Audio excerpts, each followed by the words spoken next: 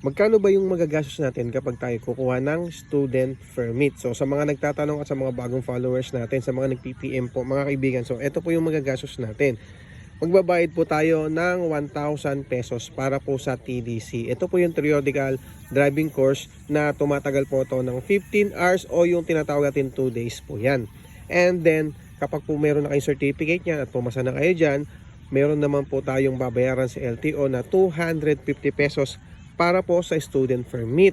At magbabayad din po tayo ng medical. 500 to 600 pesos po ang medical. Mas maganda, alam din po ninyo yung blood type ninyo para hindi na po kayo kukuha ng blood type kasi nga 120 pesos din po ang pagkuha niya. Okay? So ito po mga kaibigan ay sariling laan ninyo. Okay? Kung kasi magpapalakad kayo ay mas mahal po yon. Okay?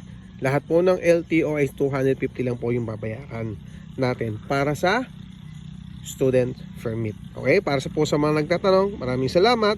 Thank you.